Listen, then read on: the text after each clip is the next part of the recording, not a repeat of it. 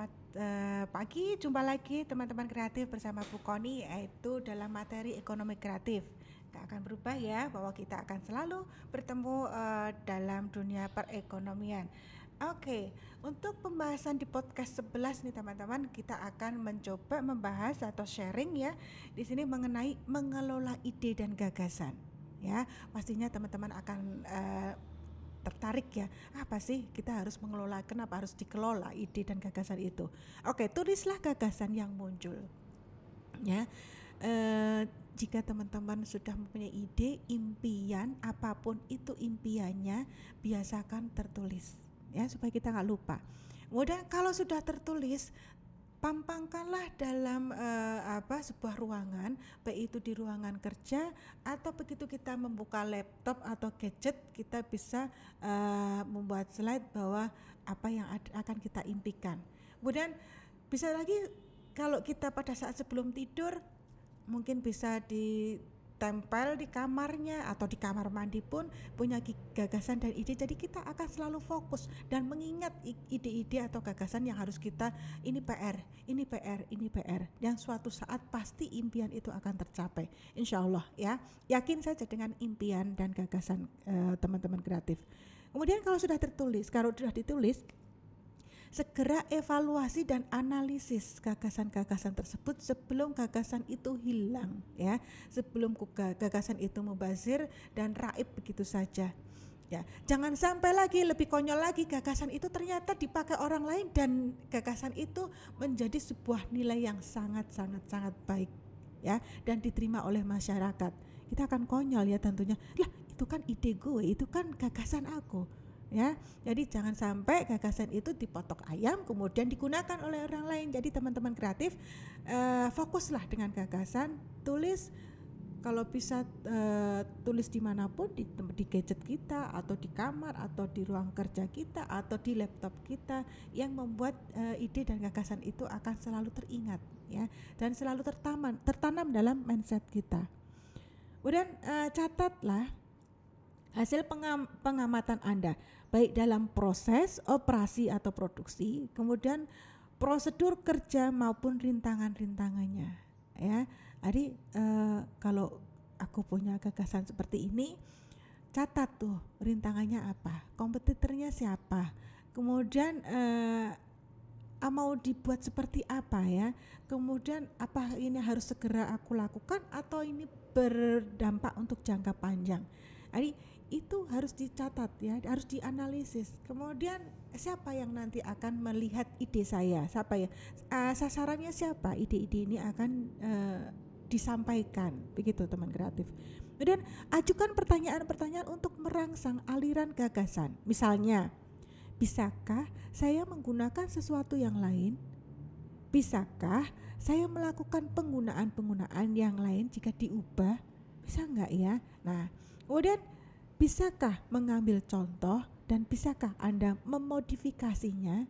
Bisa. Jadi jika misalnya Anda sudah punya ide, kemudian cari kemiripan ide orang lain ya. Kemudian bisakah ini dimodifikasikan? Bisakah ini menjadi sebuah inovasi atau bisakah ini adalah menjadi sebuah selain inovasi, perubahan ya. Kemudian setelah mengambil contoh, memotivasinya, kemudian bisakah saya mengubah ukuran atau bentuknya atau kecepatan atau bobotnya dan sebagainya, atau warnanya atau desainnya dan sebagainya. Kemudian bisakah Anda mengganti, aturlah kembali, balik, kemudian gabung, kemudian tanyalah diri Anda sendiri, siapa, apa, kapan, di mana dan mengapa dan bagaimana. Pertanyaan-pertanyaan itu harus Anda catat, dalam artian mungkin pertanyaan itu bisa menjadi mengolah ide-ide sahabat kreatif supaya menjadi sebuah yang benar-benar real, yang akan menjadi sebuah produk yang akan diterima oleh masyarakat dan bernilai ya, atau menambah penghasilan atau pendapatan. Kemudian tetapkanlah sasaran dan batas waktunya. Jadi kalau sudah menganalisa, jadi kita harus mempunyai target waktu, sehingga supaya nanti juga udah akan berubah lagi ide itu. Kalau sudah tidak segera diaplikasikan, nanti bisa kalau nggak dipakai orang lain dan sudah tidak zamannya lagi untuk menggunakan ide itu, bisa jadi. Jadi tetapkanlah sasaran dan batas waktu, kemudian saran yang realistis ya, dapat diukur dan tepat waktu merupakan pendorong untuk menghasilkan gagasan-gagasan tersebut ya.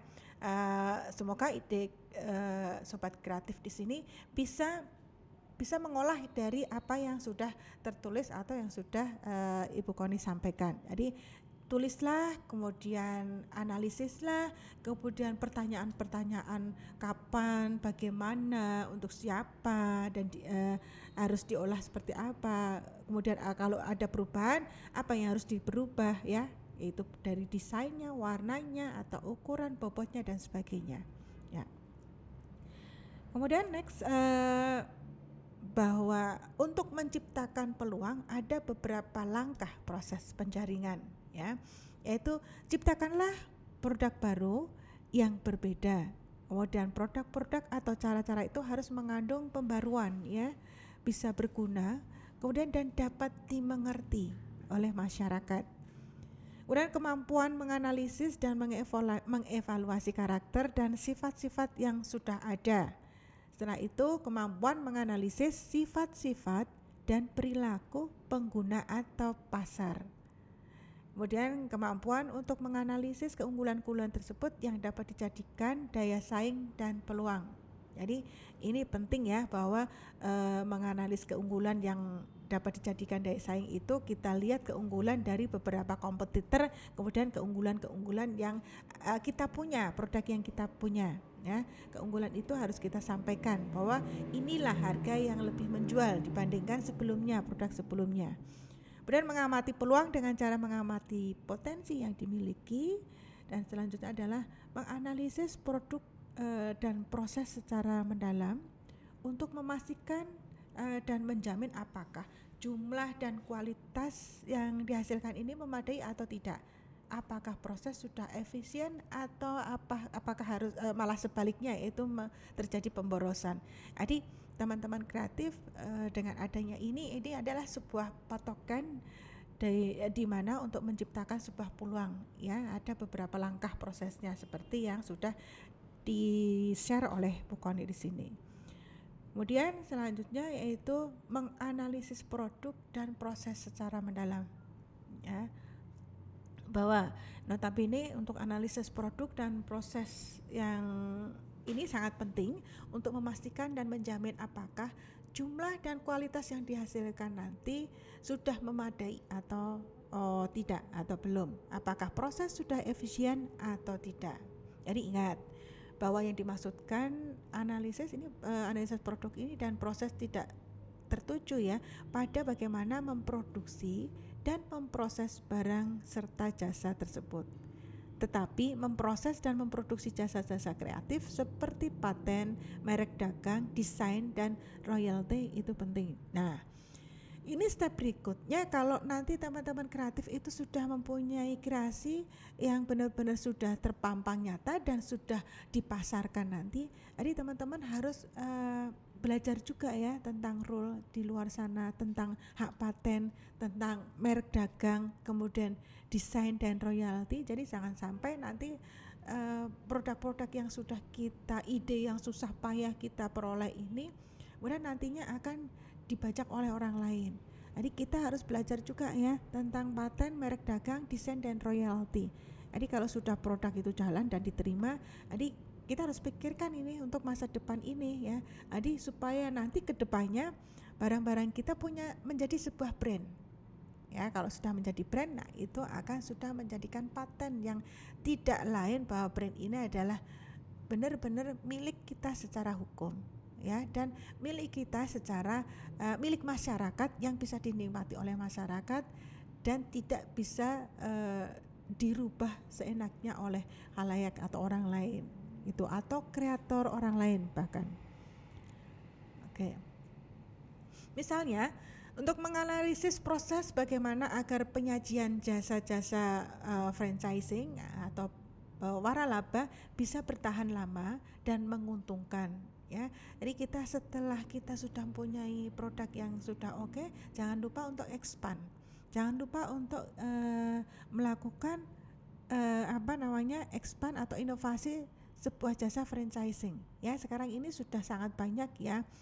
Jangankan franchising, sekarang sudah tidak hanya perusahaan-perusahaan atau brand-brand yang sudah oke dari luar, tapi kita sekarang wedangan aja sudah bisa di franchise kalau seperti yang di Jawa ini. Kemudian soto aja juga bisa franchise. Kemudian makanan-makanan yang frozen, itu juga sekarang sudah franchise ya. Jadi kita juga harus mengikuti dengan pola seperti ini. Nah, bisa bertahan lama dan menguntungkan untuk kegiatan seperti ini. Dan bagaimana merek-merek yang kita buat itu betul-betul bersifat komersil. Ya, oleh karena itu dalam menganalisis proses tersebut sebaiknya jangan hanya melihat sejarah, tetapi filosofi yang dikandung di dalamnya harus dapat dimengerti ya teman-teman kreatif, dan dipahami oleh konsumen dan masyarakat secara global. Ya, jadi ada nih franchise misalnya Mbok Kiem sudah berdiri sejak tahun misalnya 70. Nah, itu akan menjadikan bahwa ini makanan klasik nih. Nah, jadi orang akan bisa menjadi tertarik, dan itu franchise-nya juga di mana-mana akan tercantum dengan nama yang sama. Itu brand, ya. Nah, itu harus dipatenkan dulu supaya tidak menimbulkan satu copy paste atau plagiaris ya di luar sana. Jadi teman-teman kreatif harus belajar ya tentang hak paten, kemudian bagaimana caranya membuatnya, itu nanti kita akan belajar di situ.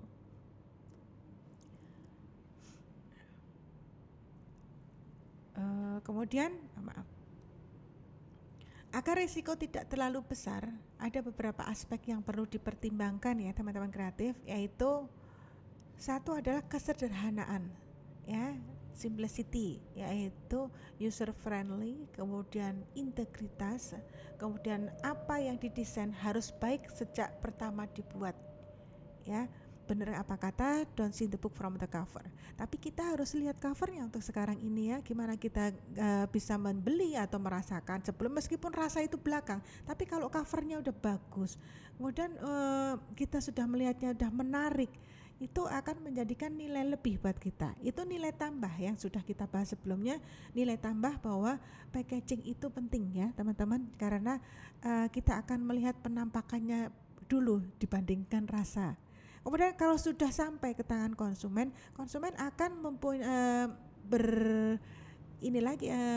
mempunyai akan berpendapat beda lagi setelah dia mengalami atau dia sudah melakukan perasaan ya, sudah merasakan apa yang dia rasakan, misalnya itu di dunia kuliner. Kalau di dunia misalnya fashion, misalnya kayaknya gambar ini bagus ya, itu bagus itu bisa tergantung dari pemakainya. Kita badannya oversize, tapi yang kita lihat contohnya adalah orang yang slim, orang yang langsing. Jadi ya jangan berharap bahwa kita memakai baju itu akan sama dengan yang ada di contoh ya. Jadi kita harus lihat size-nya juga, kemudian kebutuhan kita juga gitu. Tapi tetap bahwa itu kadang memang menjebak ya yang namanya gambar itu, tapi itu it's okay, itu namanya itu proses penjualan ya, proses penjualan. Jadi teman-teman memang harus awalnya adalah pada saat mau beredar atau mengedarkan penjualannya teman-teman, dia harus lihat dulu. Kalau mau difoto kita harus belajar dulu. Kalau enggak kita pakai fotografer yang udah profesional, kita harus belajar. Banyak ya di YouTube kita bisa buka kok bagaimana kita memfokuskan membuat angle yang oke dalam pada saat proses pemotretan dari barang produk kita gitu ya. Nah, kemudian fokus pada orang, yaitu memperhatikan peranan komplementer pemakai akhir untuk mendesain integritas pemakainya secara ekonomis. Jadi kita harus fokus juga dan memperhatikan bahwa pemakai akan melihat apa yang sudah didesain sebelumnya. Jadi pemakainya harus secara ekonomis ini menjual enggak, secara ekonomis barang ini akan menjadikan nilai tambah enggak ya. Jadi itu penting juga ya, fokus pada orang. Kemudian berdaya juang, yaitu bahwa desain produk yang baik memerlukan kombinasi antara pengalaman, pengetahuan, dan kecakapan dari suatu tim yang profesional. Jadi tim itu bisa menjadi menjadi profesional pada saat memang teamwork yang solid, teamwork yang memang kreatif, teamwork yang penuh inovasi, ya. Jadi itu sangat penting ya, kita memiliki sebuah tim itu. Dan kreativitas atau creativity yaitu menjadi lingkungan yang kreatif. Jadi apapun yang akan terjadi, apapun yang kita ucapkan, apapun yang kita katakan, apapun yang kita lakukan dalam suatu lingkungan yang kreatif itu harus mengandung kreatif. Nah, itu harus harus dibudayakan ya dalam lingkungan kita, bahwa apapun akan menjadi uang, apapun akan menjadi sebuah nilai. Nah, itu tergantung pada diri kita. Carilah lingkungan yang kreatif, kemudian jadilah lingkungan kita itu lingkungan yang kreatif. Kemudian risiko yaitu bahwa desain produk yang baik ditunjukkan oleh produk-produk yang terus eksis sampai batas akhir, ya, maupun meskipun nanti kompetitor semakin banyak, meskipun itu era lagi pandemi dan sebagainya, tapi kita harus menunjukkan bahwa produk-produk kita terus eksis sampai batas akhir. Jadi harus menyesuaikan teman-teman kreatif ya. Jadi kalau misalnya lagi pandemi, produk yang lagi laris, misalnya bukan laris ya, misalnya masih di bidang fashion pun, jadi kita harus langsung berkolaborasi dengan, kalau dunia fashion karena sekarang lebih gencarnya adalah e-commerce, jadi ya kita harus bekerja sama dengan e-commerce yang sudah pas dan sesuai dengan produk kita. Nah, sekarang apa aja bisa dijual ya di Shopee. Udah apa saja ada, mau cari apa aja, mau peralatan rumah tangga ke, mau perlengkapan sekolah atau mau peralatan elektronik, semuanya ada ya di e-commerce ya. Jadi kita harus mulai, jangan sampai kalah persaingan seperti itu. Jadi kita harus tetap berinovasi ke sana, ke e-commerce ya. Kemudian resiko bahwa desain produk seorang kreator menciptakan peluang dari belajar yang tidak berhenti. Jangan pernah bosan, jangan pernah berhenti, jangan pernah mutong istilahnya kalau orang Jawa bilang. Jadi bahwa seorang kreator itu harus belajar terus ya. Dan kalau pada suatu saat lagi jenuh, jadi carilah kita situasi yang meskipun itu membuat kita refreshing, tapi juga tidak menggugurkan kreatif kita ya. Kemudian terdiri dari menciptakan peluang itu dan ubahlah kebiasaan-kebiasaan Anda sebagai berikut ya: kreatif, kemudian inovatif, kemudian aktif. Dan untuk menciptakan peluang kita harus memiliki kebiasaan untuk menciptakan, menemukan, dan menggiatkan dan menggerakkan. Itu adanya dari diri sendiri. Kalau ingin lebih kreatif ya cari lingkungan yang sesinergi. Nah, kemudian kita harus ya always be on the lookout for new opportunities ya, harus selalu mencari peluang-peluang baru, kemudian dengan menciptakan cara-cara dan karakter-karakter yang baru pula ya. Keep it simple. Jadi jangan semuanya itu kita bikin rempong sendiri, jangan semuanya itu dibikin susah, membuat kita susah sendiri, dibikin sulit. Jadi kalau bisa hal-hal yang sulit kalau bisa dipermudah, why not? Jangan justru yang mudah itu justru kita persulit sendiri ya. Itu semua ada di mindset kita ya. Bikin itu sesimpel mungkin, berpikirlah secara sederhana dan tidak jelimet. Itu ya teman-teman kreatif ya. Seharusnya itu cuman dipikir ala itu simple, tapi kita malah jelimet sendiri. Belum dilakukan tapi kita sudah membicarakan gimana kalau tidak laku ya. Ide itu direalisasi aja belum, sudah tahu-tahu ujungnya gimana kalau nggak laku ya. Itu terlalu jelimet teman-teman. Tapi yang penting adalah mewujudkan dulu. Perkara nanti laku nggak laku nanti proses, dan proses itu membutuhkan waktu ya teman-teman. Oke. Kemudian try it ya, fix it, kemudian do it. Cobalah ya, canangkanlah dan lakukanlah. Kadang orang nggak tahu teori sama sekali, tapi saya nggak tahu teorinya gimana. Ya udah nggak apa-apa, learning by doing aja. Yang penting jalani dulu ya nanti akan proses itu akan menjadikan sebuah pelajaran buat kita, pengalaman dari sebuah proses itu. Jadi oke lah, learning by doing it's okay ya. Daripada kita jelimet, aku kursus dulu, aku mau gimana ya, padahal kursus itu mahal, kursus desain itu mahal, kursus memasak itu juga mahal. Gak usah jelimet deh ya, kita bisa lihat di YouTube tutorial sudah banyak banget. Jangankan di YouTube, di TikTok pun ya kita bisa lihat tutorial yang apa yang kita inginkan. Dan di situ banyak sekali orang-orang kreatif yang ada di situ ya, dan seluruh mancanegara kita bisa lihat ya. Oke.